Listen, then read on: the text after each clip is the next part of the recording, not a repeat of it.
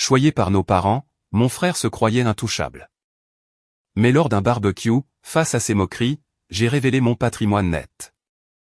Son visage livide, les pleurs de maman et les applaudissements de papy ont remis les pendules à l'heure.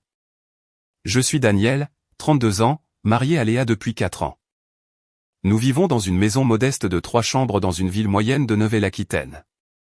Rien de tape à accent Graveleuil. Mon pick-up est un modèle de 2016 avec une bosse sur le haillon à cause d'une marche arrière contre une boîte aux lettres. Léa conduit une Clio. Nous ne mangeons pas souvent au restaurant. Nous ne prenons pas de grandes vacances et si vous regardiez notre vie de l'extérieur, vous penseriez probablement que nous nous en sortons bien, mais rien de spécial. Mon frère Kevin a 28 ans. Kevin conduit un SUV Peugeot 5008 flambant neuf que nos parents lui ont acheté pour ses 21 ans. Kevin gère l'entreprise de plomberie de notre père, que notre père lui a cédé à 25 ans lorsqu'il a pris une semi-retraite. Kevin et sa femme Brittany vivent dans une maison de 4 chambres dans un quartier chic parce que nos parents ont couvert la compte. 38 000 €. Si vous vous posez la question, je connais le nombre exact parce que ma mère l'a mentionné lors d'un repas de famille comme si elle annonçait une bourse d'études. Ce n'était pas subtil. Kevin était l'enfant prodige et j'étais l'autre. Pas exactement le mouton noir car cela impliquerait que j'ai fait quelque chose de mal. J'existais simplement dans une catégorie différente. Kevin jouait au football. Papa allait à tous les matchs. J'étais dans l'équipe de mathématiques. Et quand nous avons été classés au niveau régional lors de ma 2e année de lycée, papa a demandé si cela signifiait que j'avais un trophée ou quelque chose. Maman a encadré le maillot de Kevin. Mon certificat de la région est probablement dans une boîte dans leur grenier. Je suis parti à l'université à 18 ans avec environ 800 € d'économie et une bourse universitaire partielle. Aucune aide de maman et papa. Pour être juste, ils avaient dit qu'ils m'aideraient, mais chaque fois que j'en parlais, il y avait toujours une raison pour laquelle le moment était mal choisi. Kevin avait besoin d'un appareil dentaire. L'entreprise avait eu un trimestre difficile. Il refaisait la cuisine. Après la 3e conversation qui n'a mené nulle part, j'ai arrêté de demander. J'ai travaillé 2 emplois pendant l'université, les nuits dans un entrepôt, les week-ends dans une quincaillerie, j'ai obtenu un diplôme en gestion d'entreprise, et environ 31 000 € de prêts étudiants. J'ai trouvé un emploi en tant que chef de projet dans une entreprise de construction commerciale. Un salaire décent, rien de fou. Mais voilà le truc quand on grandit en sachant que personne ne vous donnera rien. On apprend à être stratégique avec chaque euro. Mon ami Marc de l'université s'était lancé dans l'investissement immobilier. Pas le type ou gourou de séminaire, le type vraie feuille de calcul et inspection. Il m'a guidé pour ma première affaire quand j'avais 25 ans, un duplex délabré près de l'université que j'ai acheté 87 000 € avec un prêt aidé. Je vivais dans une unité, je louais l'autre. Mon remboursement de prêt était de 640 € par mois et le locataire payait 725 €.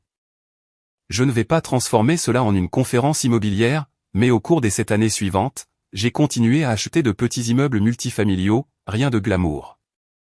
Je trouvais des bâtiments en difficulté, négociais dur, les rénover le week-end en utilisant des compétences que j'avais acquises en regardant papa travailler sur les chantiers. Ironique, n'est-ce pas? Le fils qu'il avait ignoré était celui qui avait vraiment fait attention. Au moment de ce barbecue, je possédais 11 unités locatives réparties sur 4 propriétés, toutes avec un flux de trésorerie positif. Mon salaire de jour était solide. Mes prêts étudiants étaient remboursés. Léa et moi n'avions aucune dette, à l'exception d'un prêt immobilier restant sur un triplex qui était remboursé rapidement par les locataires. Entre la valeur des propriétés, nos comptes de retraite et un compte de courtage que j'alimentais depuis des années, notre patrimoine net s'élevait à un peu plus de 2,2 millions €. Personne dans ma famille ne savait rien de tout cela. Non pas parce que je le cachais exactement, mais parce que personne n'a jamais demandé. Chaque dîner de famille, chaque jour férié, chaque appel téléphonique, la conversation tournait autour de Kevin, de l'entreprise de Kevin, du nouveau SUV de Kevin, de la maison de Kevin et Brittany, des vacances de Kevin et Brittany à Marbella. Mes parents parlaient de Kevin comme les commentateurs sportifs parlent d'un car arrière vedette. J'étais le remplaçant que personne ne mentionnait à moins que quelqu'un ne se blesse. Léa était frustrée par cela. Elle rentrait d'un dîner chez mes parents et disait, « Ta mère a demandé à Kevin des nouvelles de son entreprise pendant 20 minutes, puis t'a demandé comment allait le travail et a changé de sujet avant que tu aies fini de répondre. » Je haussai les épaules. J'avais fait la paix avec cela depuis longtemps. On ne peut pas faire en sorte que les gens vous voient s'ils ont déjà décidé ou regardé. Alors, quand maman a appelé en juin pour dire qu'ils organisaient un grand barbecue dans le jardin pour le week-end de la fête nationale, j'ai failli dire non. Ce serait la production habituelle. Papa au grill agissant comme s'il avait inventé le charbon de bois. Maman s'inquiétant de la salade de pommes de terre. Kevin tenant la cour avec quiconque voudrait l'écouter. Et moi, assis sur une chaise de jardin, faisant semblant d'être à l'aise. Mais Léa a dit que nous devions y aller. Papy Édouard serait là. Et j'aimais sincèrement passer du temps avec lui. Papy Édouard est le père de mon père, 78 ans, vif comme un tacle, et la seule personne de ma famille qui m'a jamais fait sentir que je comptais. Il a bâti l'entreprise de plomberie à partir de rien dans les années 70, a travaillé jusqu'à ce que ses genoux lâchent, et l'a donné à mon père qui l'a donné à Kevin. Papy Édouard ne disait pas grand-chose sur le favoritisme, mais parfois il me regardait pendant les dîners de famille avec cette expression comme s'il tenait les comptes et n'aimait pas les chiffres. D'accord, ai-je dit à Léa. Mais si Kevin recommence à parler de son SUV, je pars. Elle a ri. Marché conclu. Nous sommes arrivés chez mes parents ce samedi vers midi. L'allée était déjà pleine. Le SUV de Kevin était garé de travers, occupant de place. Naturellement, je me suis garé dans la rue comme une personne qui comprend le sens de l'espace. En me dirigeant vers le jardin, j'ai entendu avant de voir. La voix de Kevin portée par la clôture. Déjà en plein milieu d'une histoire. Brittany riant trop fort. Papa disant à quelqu'un de lui prendre une autre bière. Léa m'a serré la main. 2 heures, a-t-elle murmuré. Puis nous feignons un mal de tête. Mais c'est là que cela devient intéressant. Car quand nous avons franchi le portail, Papy Édouard était assis seul à la table la plus éloignée avec un verre de limonade et une expression que je n'avais jamais vue sur lui auparavant. Il avait l'air inquiet. Je me suis dirigé droit vers Papy Édouard. Léa est allée dire bonjour à maman et a été immédiatement entraînée dans une conversation sur le nouveau carrelage de cuisine de Brittany, qui a apparemment coûté plus cher que notre première voiture. Salut, papy. Je me suis assis en face de lui. Ça va ? Il m'a regardé une seconde de plus que la normale. Puis il a souri, mais cela n'a pas atteint ses yeux. Je vais bien, Daniel. Juste en train de penser. À quoi ? Il a agité la main. Des trucs de vieil homme. Ne t'inquiète pas. Puis il s'est penché en avant. Comment va cet immeuble que tu as acheté l'automne dernier ? Celui près de l'autoroute. Je lui avais mentionné le triplex une fois il y a des mois, en passant. Le fait qu'il s'en souvienne m'a touché d'une manière inattendue. C'est bon. Entièrement occupé, il rapporte environ 1800 € par mois après les dépenses. Il a hoché la tête lentement. Ça, c'est de l'argent réel. Ton père sait tout ça ? Non. Je n'y pensais pas. Il a pris une gorgée de limonade. Il devrait. Avant que je puisse répondre, papa a appelé tout le monde à la table du buffet. Le chaos habituel. Les assiettes s'empilaient avec des hamburgers, des épis de maïs, le coleslaw de maman qui était honnêtement excellent, même si je ne le lui aurais jamais avoué en face pendant une dispute. Kevin a rempli son assiette comme s'il se préparait à l'hibernation. Brittany a pris un seul steak de hamburger sans pain et une cuillère à soupe de salade, puis a passé 10 minutes à la ranger pour une photo Instagram. Nous nous sommes tous installés à la grande table de pique-nique que papa avait installée. La famille élargie était également là. Oncle Jean-Luc et tante Carole, quelques cousins, peut-être 15 personnes au total.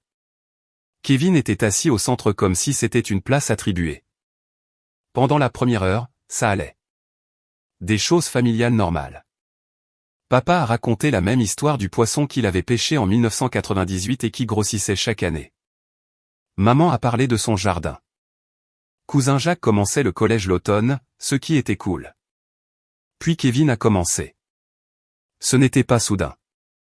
Il s'y est glissé comme il le faisait toujours, assez désinvolte pour qu'on ne puisse pas le qualifier de vantard sans paraître mesquin.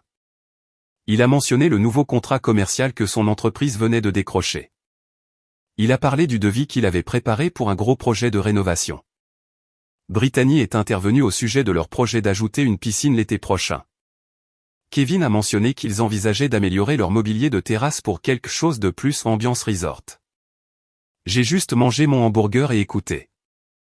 La main de Léa était sur mon genou sous la table, ferme. Puis Kevin s'est tourné vers moi.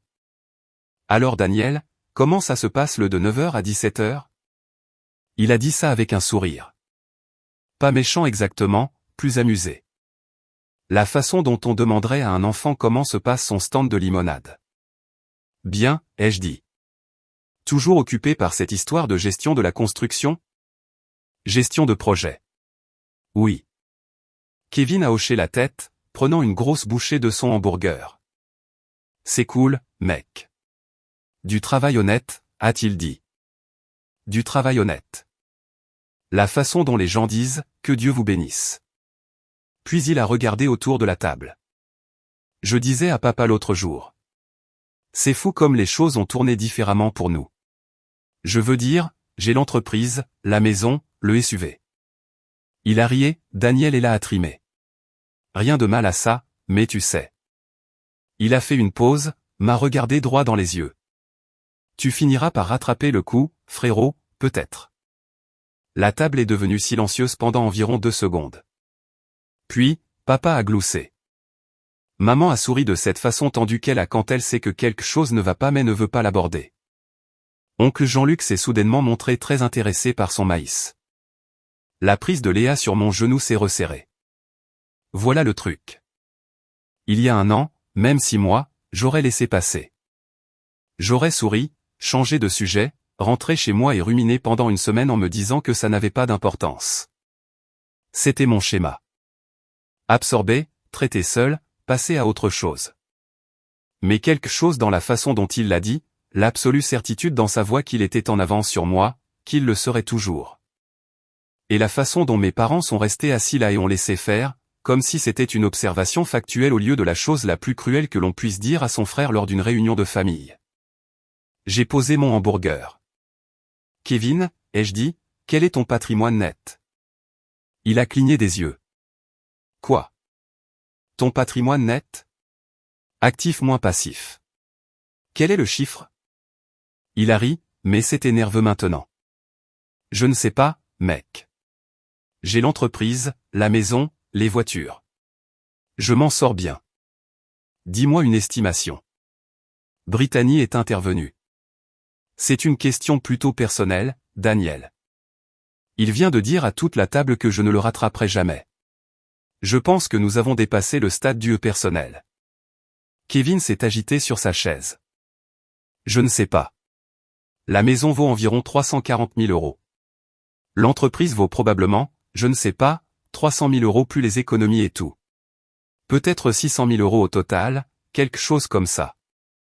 J'ai remarqué qu'il n'avait pas mentionné la dette. Intéressant. D'accord, ai-je dit. J'ai gardé ma voix égale, calme, pas suffisante, pas agressive, juste factuelle.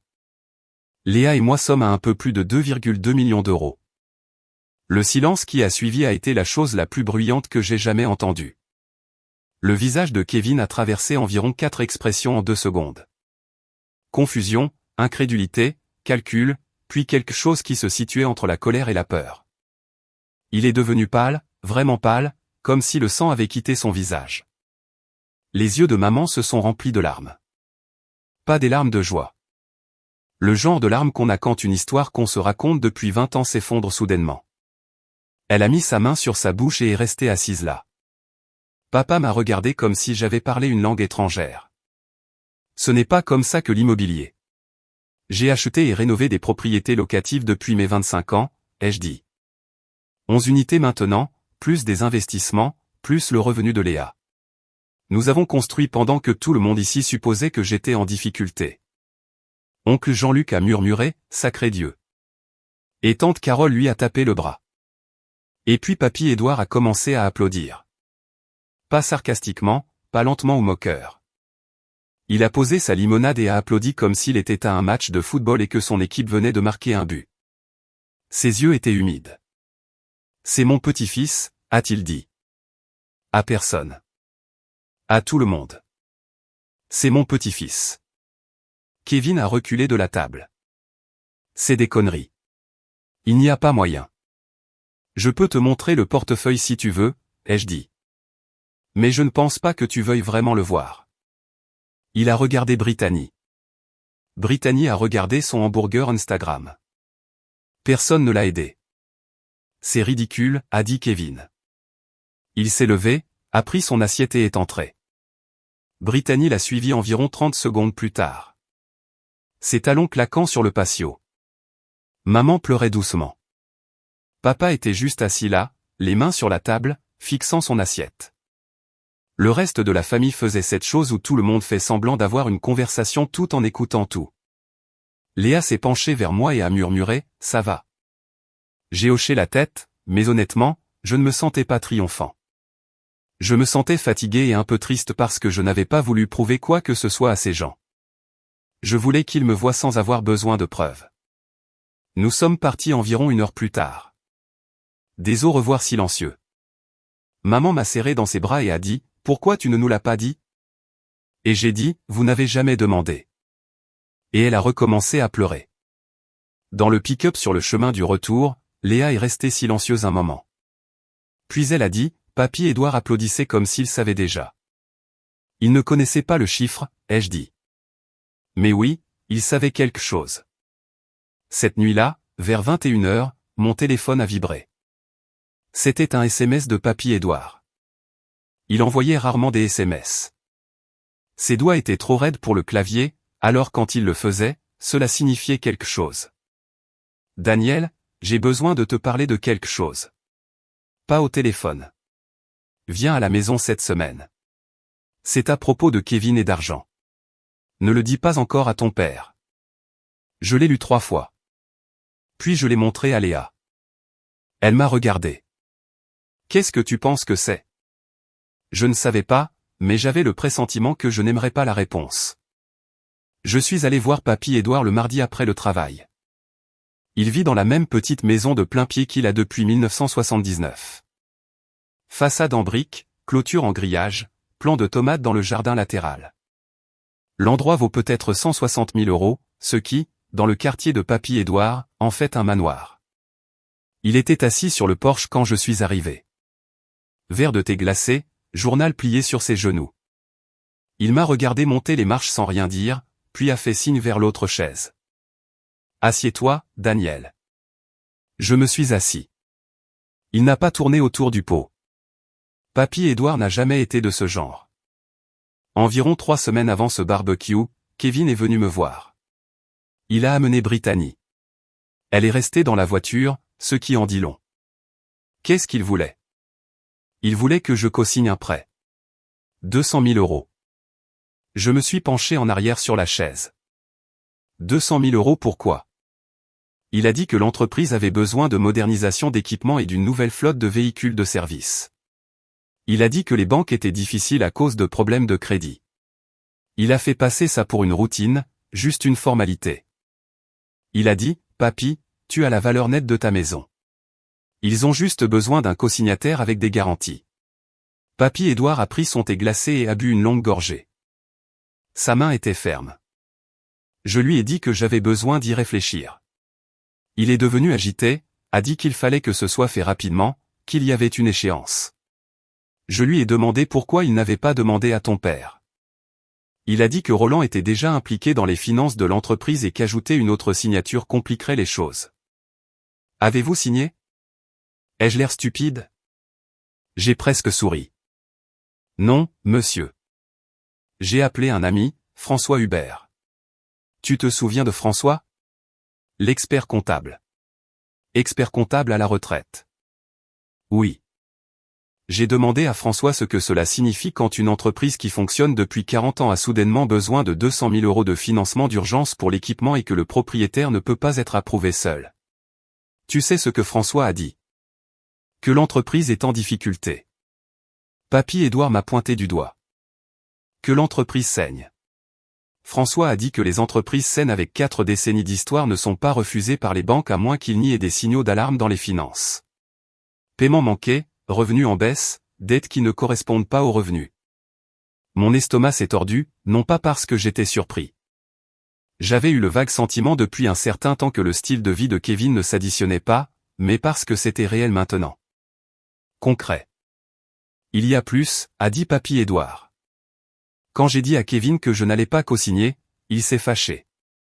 Il a commencé à dire comment j'avais aidé ton père à démarrer l'entreprise, alors pourquoi je ne l'aiderais pas? Et puis il a dit quelque chose qui me ronge depuis.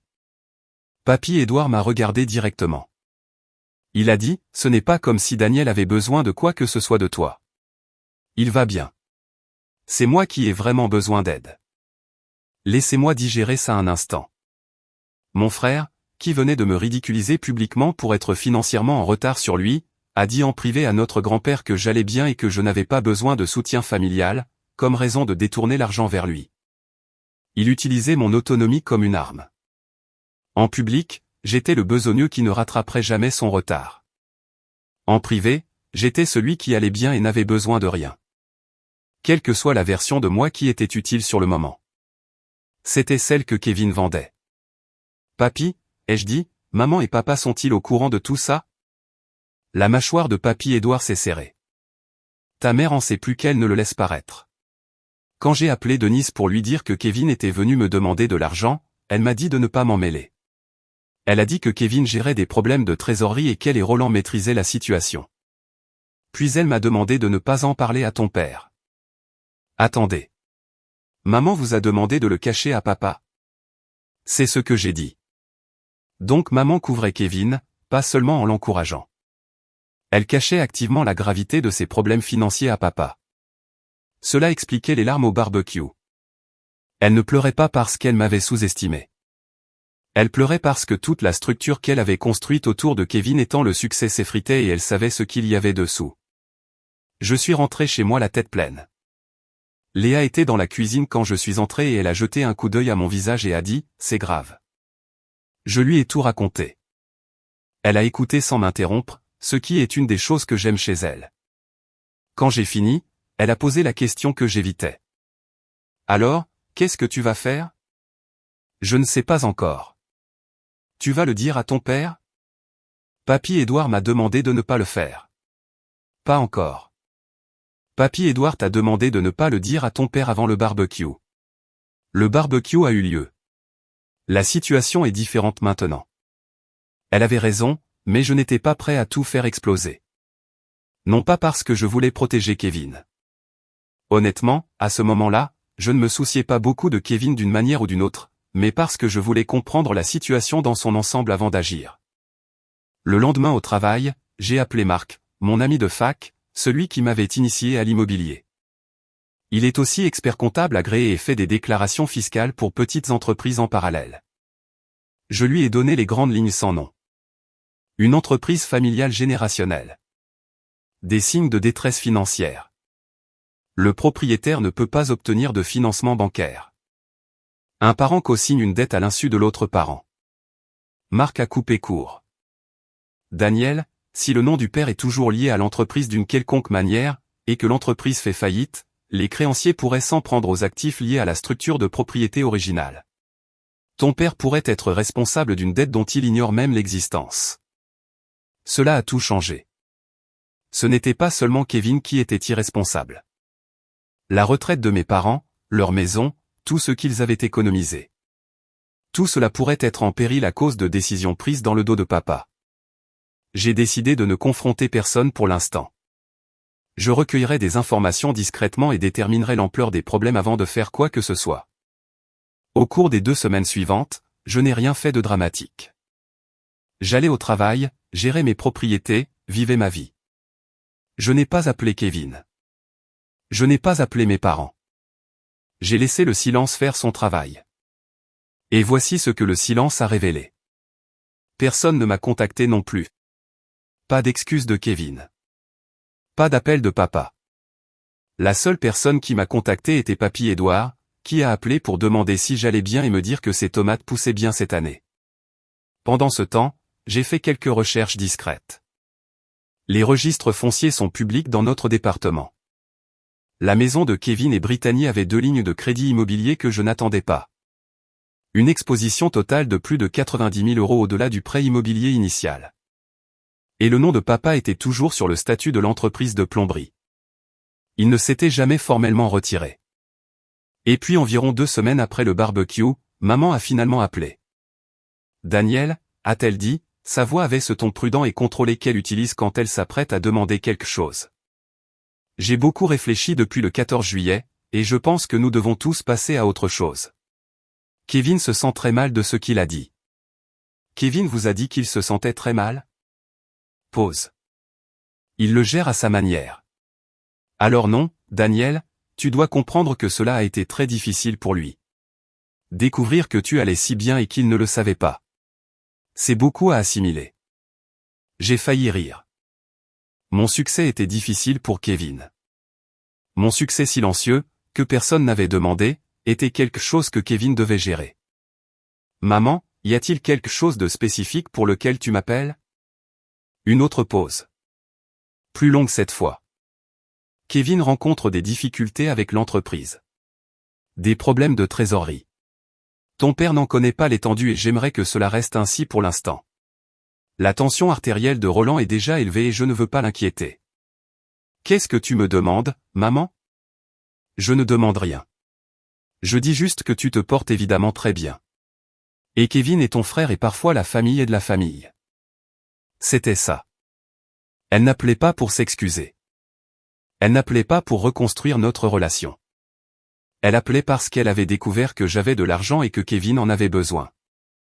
Et dans son esprit, la solution était évidente.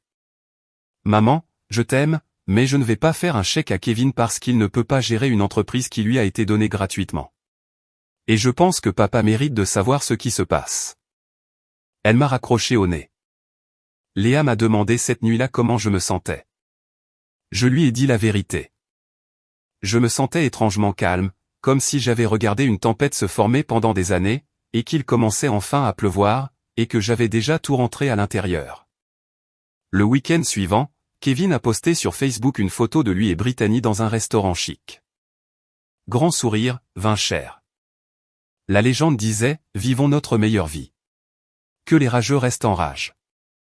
Brittany a commenté avec 6 emojis cœur. Il pensait avoir gagné. Kevin pensait que l'histoire du barbecue n'était qu'un incident, que j'avais inventé des chiffres pour l'embarrasser, et que la vie allait reprendre son cours normal. Maman pensait qu'elle pourrait arranger les choses et éventuellement me faire aider financièrement. Papa ne savait toujours pas que quelque chose n'allait pas. Ils étaient tous sur le point de découvrir à quel point ils se trompaient parce que Papy Édouard m'a appelé le lendemain matin et a prononcé 5 mots qui ont tout changé. Ton père a trouvé les papiers. Apparemment, ce qui s'est passé est ceci. Papa faisait de la planification successorale. Lui et maman avaient rencontré un avocat pour mettre à jour leur testament, et l'avocat avait posé des questions sur les passifs en cours ou les intérêts commerciaux. Des choses standards. Papa a mentionné qu'il avait cédé l'entreprise de plomberie à Kevin quelques années auparavant et l'avocat a demandé s'il avait officiellement transféré sa participation. Papa a dit oui. L'avocat a demandé à voir les documents. Papa est allé chercher. Ce qu'il a trouvé dans l'armoire de classement de son bureau à domicile n'était pas ce à quoi il s'attendait. Mélangés avec les documents originaux de l'entreprise se trouvaient des copies de choses que Kevin avait apparemment cachées là à un moment donné, probablement parce qu'il utilisait le bureau de papa comme espace de stockage supplémentaire, des relevés bancaires, des documents de prêt.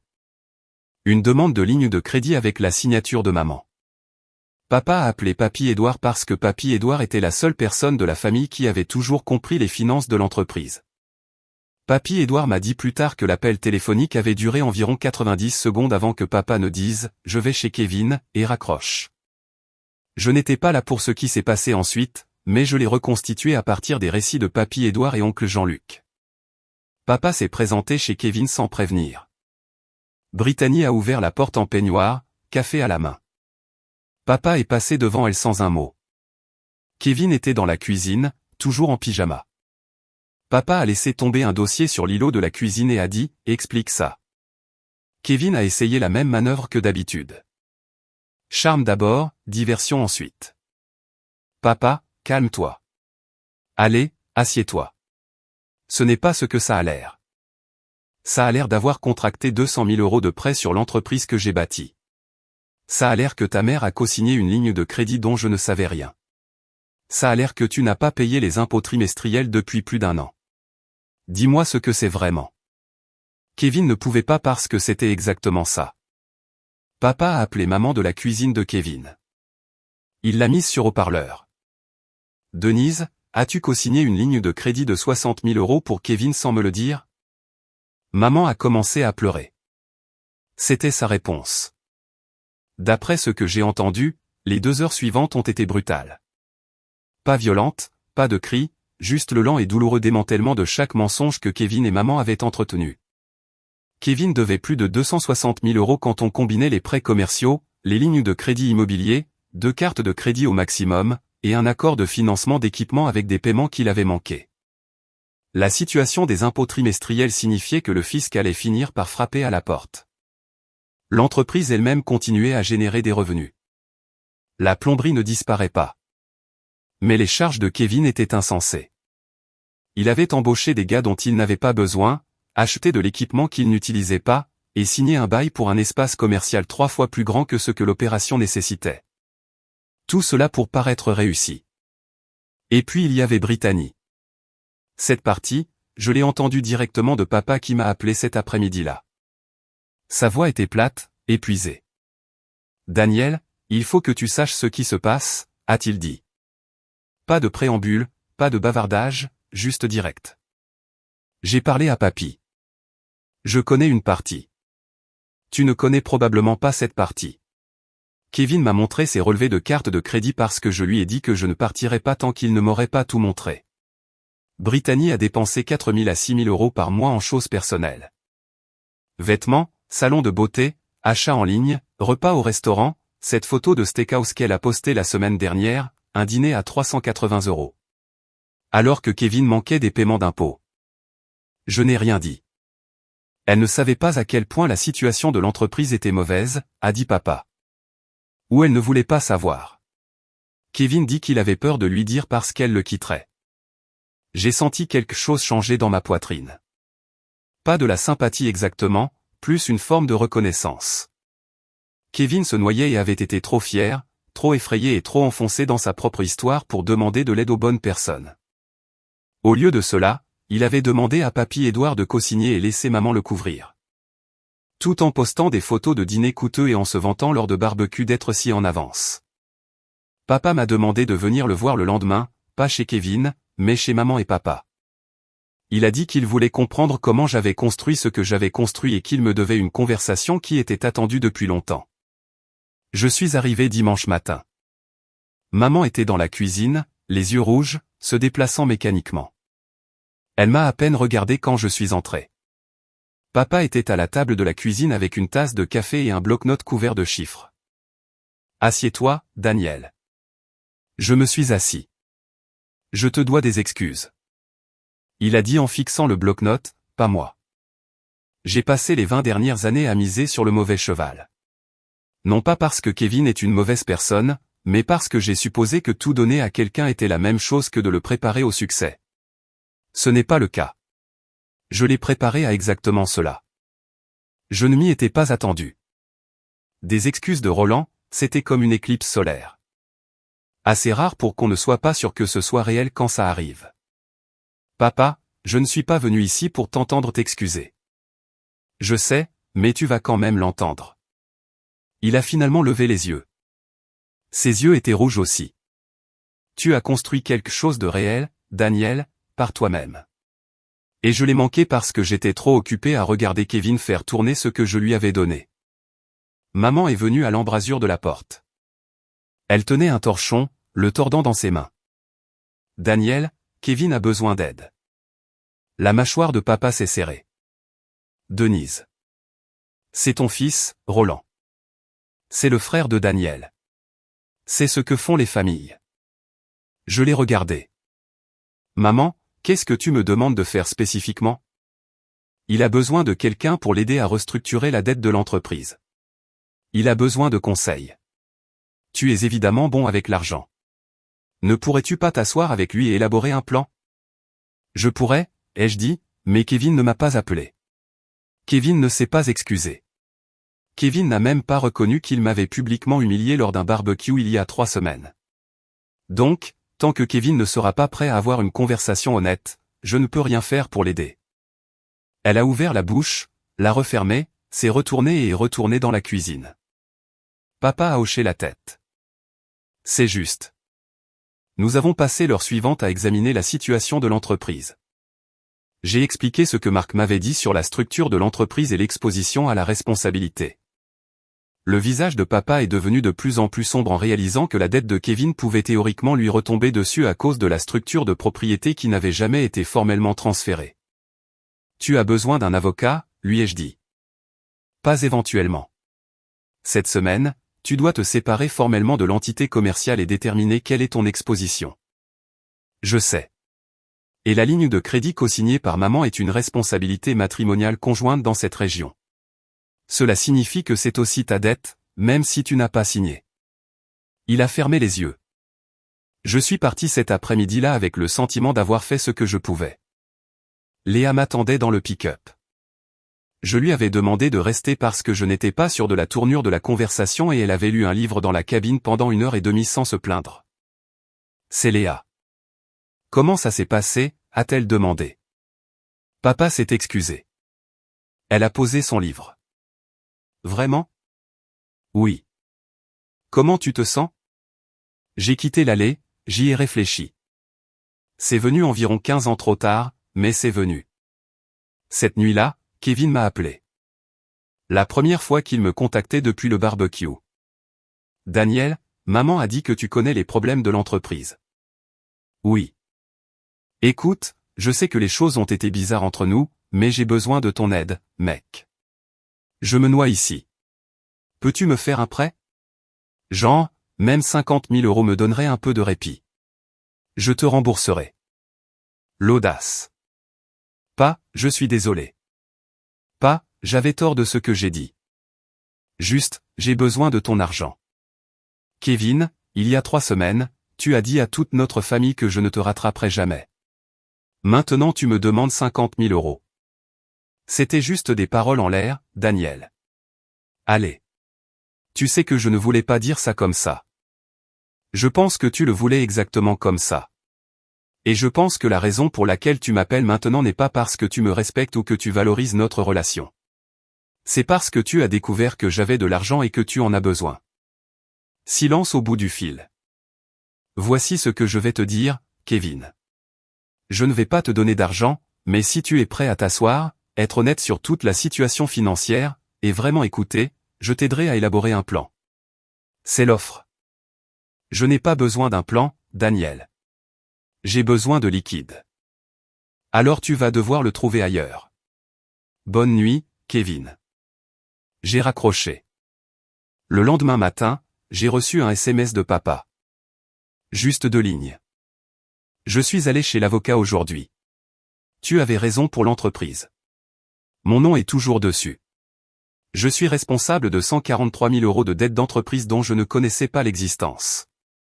Mon père, 61 ans, tension artérielle au plafond, censé profiter de sa retraite, responsable de 143 000 € parce que son enfant prodige n'avait pas pu gérer l'entreprise qui lui avait été offerte sur un plateau d'argent. J'ai fixé ce message pendant longtemps. Puis j'ai appelé Papy Édouard. Je pense qu'il est temps de réunir tout le monde dans la même pièce, ai-je dit. La voix de Papy Édouard était fatiguée mais ferme. Je crois aussi, Daniel. Je crois aussi. La réunion de famille a eu lieu le samedi suivant chez Papy Édouard. Son idée, a-t-il dit, la neutralité du territoire était importante. Et puis, il avait démarré cette entreprise il y a 50 ans, et il voulait être là quand les décisions difficiles seraient prises. Il y avait moi, Léa, papa, maman, Kevin et Papy Édouard. Brittany n'était pas invité. Kevin a protesté, mais Papy Édouard l'a fait taire d'une seule phrase. C'est une réunion d'affaires familiales, pas un dîner. Kevin est venu sans elle. Le salon de Papy Édouard semblait plus petit avec nous tous dedans.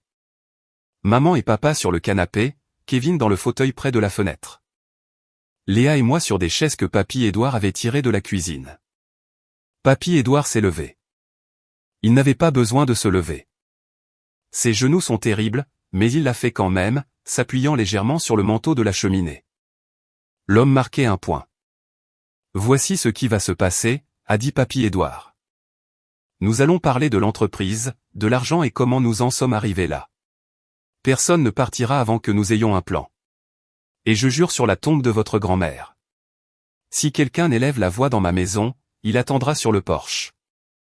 Personne n'a discuté. Papy Édouard s'est tourné vers Kevin. Commence à parler. Tout. Kevin a regardé autour de la pièce comme s'il espérait que quelqu'un viendrait à sa rescousse. Personne ne l'a fait. Il a pris une inspiration. L'entreprise a commencé à mal tourner il y a environ 2 ans.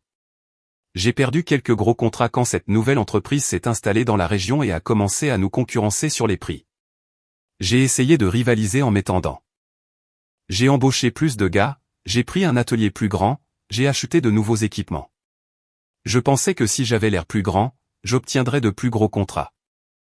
Mais tu ne l'as pas fait, a dit Papy Édouard. Quelques-uns, pas assez. Les frais généraux me tuaient. Je générais des revenus décents, mais la marge bénéficiaire était partie. J'ai commencé à utiliser le crédit pour combler les lacunes. Puis les lacunes sont devenues plus grandes. Ensuite, les impôts trimestriels ont glissé parce que j'avais besoin de cet argent pour la masse salariale. Il s'est frotté le visage. Ça n'a fait qu'empirer. Papa s'est penché en avant. Et au lieu de me dire que tu avais fait co-signer une ligne de crédit par ta mère. Maman a tressailli. La voix de Kevin est devenue plus petite. J'étais gêné. Papa, tu as construit cette entreprise à partir de ce que papy a commencé. Tu l'as fait fonctionner pendant 30 ans. Je l'ai eu pendant 3 et je la ruinais. Comment étais-je censé te dire ça? En ouvrant ta bouche, a dit Papy Édouard. De la même manière que j'ai dit à ton père quand nous avons failli faire faillite en 83. Tu penses que j'ai apprécié cette conversation? J'ai détesté chaque seconde, mais je l'ai fait parce que mentir sur l'argent, c'est comme ça qu'on perd tout. Kevin a regardé le sol et Papy Édouard a continué, tu es venu me voir, tu m'as demandé de co-signer 200 000 € et tu m'as dit que Daniel n'avait besoin de rien de la famille. Tu as utilisé l'autonomie de ton frère comme raison pour détourner l'argent vers toi-même. La tête de Kevin s'est relevée. Je ne voulais pas dire ça comme. Tu le voulais exactement comme ça. Et 3 semaines plus tard, tu t'es levé à un barbecue et tu as dit à Daniel qu'il ne te rattraperait jamais alors que tu étais assis sur un $250 000 de dette. La voix de Papy Édouard n'était pas en colère. Elle était déçue, ce qui était pire. Kevin, je t'aime, mais tu vis un mensonge et tu y entraînes ta famille. Kevin n'a pas répondu. Ses yeux étaient humides. Pour la première fois, peut-être de toute notre vie d'adulte, j'ai vu mon frère sans son armure. Pas de charme, pas de diversion, pas de sourire Instagram. Juste un gamin de 28 ans qui s'était laissé dépasser et ne savait pas comment le dire. Je ne vais pas prétendre que cela ne m'a pas affecté. Ça l'a fait. Voici ce que je suis prêt à faire, ai-je dit.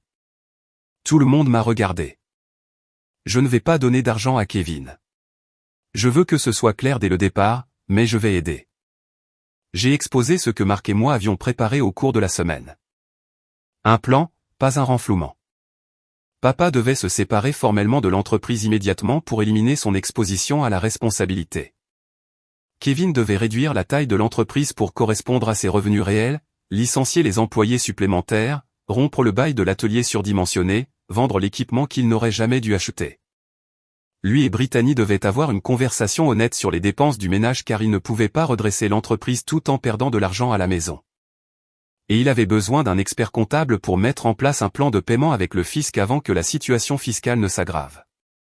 Je m'assierai avec toi et nous examinerons les chiffres, ai-je dit à Kevin.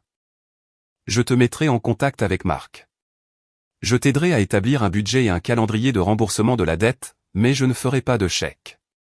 Si je fais un chèque, tu n'apprends rien et nous serons de retour ici dans 2 ans. Kevin m'a regardé longtemps. Je ne pouvais pas lire son expression. Puis il a dit quelque chose que je ne m'attendais vraiment pas à entendre. Tu as raison. Sa voix s'est brisée. Pour tout. Et je suis désolé, Daniel. Pas seulement pour le barbecue. Pour tout. Pendant des années. Je savais que maman et papa te traitaient différemment et je n'ai jamais rien dit parce que ça me bénéficiait. C'est de ma faute. Maman a recommencé à pleurer. papa a passé son bras autour d'elle. Mais il regardait Kevin avec une expression que je n'avais jamais vue auparavant. Pas de la déception, pas de la colère, mais quelque chose de plus proche d'un bilan. Comme s'il voyait clairement pour la première fois comment son favoritisme avait endommagé ses deux fils. « Je suis désolé aussi, Daniel, a dit papa doucement. Nous t'avons déçu. Simplement. Maman a hoché la tête à travers ses larmes mais n'a pas pu parler. Je ne prétendrai pas qu'il y a eu une grande scène de pardon dramatique. Il n'y en a pas eu. J'ai dit merci et je le pensais. Mais je savais aussi que les mots lors d'une réunion de famille sont faciles. Le plus difficile allait être tout ce qui viendrait après. Papy Édouard s'est assis à ce moment-là. Ses genoux le faisaient souffrir tout le temps. Je pouvais le voir, mais il était resté debout parce qu'il voulait superviser cela comme le chef d'équipe qu'il avait toujours été. Il m'a regardé et a fait un petit signe de tête. C'était suffisant. Voilà pour la réunion. Voici où en sont les choses maintenant. Environ 4 mois plus tard, Kevin a réduit la taille de l'entreprise. Il a licencié 3 employés. Il a rompu le bail du grand atelier. Il a déménagé dans un espace plus petit près de la zone industrielle. Il a vendu l'équipement qu'il n'aurait jamais dû acheter. L'entreprise est plus petite maintenant, mais elle est de nouveau rentable. À peine. Plus de dîner au restaurant chic. Brittany est retournée chez ses parents pendant 3 semaines quand elle a vu les vrais chiffres. Kevin était un désastre, mais il ne s'est pas effondré. Il a continué à travailler, a continué à suivre le plan. Elle est finalement revenue et a accepté un budget familial. Leur mariage survivra-t-il à long terme? Je ne sais pas. L'avocat de papa l'a formellement séparé de l'entreprise. Quelques semaines tendues à négocier avec les créanciers, mais sa responsabilité personnelle est résolue. Sa retraite et sa maison sont en sécurité. Le mariage de maman et papa a connu une période difficile à cause de la ligne de crédit co-signée. Je ne connais pas tous les détails, et je ne veux pas les connaître. Ce que je sais, c'est qu'ils vont chez un conseiller, ce qui pour mes parents est aussi probable que d'aller sur la Lune, mais ils le font. Maman et moi allons bien. Pas super, mais bien. Elle m'appelle tous les dimanches maintenant. De vrais appels. Elle demande des nouvelles de Léa, des propriétés, de mon travail. Elle essaie. Je le sens. C'est maladroit et c'est gauche, mais elle essaie, et ça compte pour quelque chose. Kevin et moi avons eu 3 séances de travail pour examiner les finances de son entreprise. Il n'est en fait pas mauvais dans le travail lui-même. Le côté plomberie, les relations clients, les devis. Son problème n'a jamais été la compétence. C'était l'ego et les dépenses. Il apprend lentement. Nous ne sommes pas les meilleurs amis, et nous ne le serons probablement jamais. Mais il m'a envoyé un SMS la semaine dernière pour poser une question sur une offre commerciale, et c'était la première fois de notre vie qu'il me demandait mon avis sur quoi que ce soit lié au travail. Petit pas. Papy Édouard vient dîner chez nous le dimanche. Maintenant, chaque semaine, il s'assied à notre table, mange le rôti de Léa et raconte des histoires sur la construction de l'entreprise de plomberie dans les années 70. Parfois, il s'endort dans le fauteuil après, et nous le laissons faire. Il m'a dit le mois dernier qu'il était plus fier de moi qu'il ne l'avait jamais été de personne, et que ma grand-mère l'aurait été aussi. Ça m'a pas mal touché. Et Léa et moi attendons notre premier bébé en mars. Nous l'avons dit à papy Édouard en premier. Il a pleuré, puis il a dit, il était temps, et a demandé si nous avions besoin d'un berceau parce qu'il avait toujours celui de 1965 dans son grenier. Nous allons l'utiliser. J'ai passé longtemps à être invisible dans ma famille. À travailler tranquillement, à construire tranquillement, à réussir tranquillement. Une partie de moi souhaite ne jamais avoir eu à prononcer ce chiffre à haute voix lors d'un barbecue. Une partie de moi souhaite qu'il m'ait simplement vu sans avoir besoin de preuves. Mais voici ce que j'ai appris. Vous ne pouvez pas contrôler quand les gens décident de prêter attention. Vous ne pouvez contrôler que ce qu'ils trouvent quand ils finissent par regarder. Ils ont regardé et ce qu'ils ont trouvé, c'est quelqu'un qui n'a jamais eu besoin de leur aide, de leur argent ou de leur approbation pour bâtir une vie qui vaille la peine d'être vécue.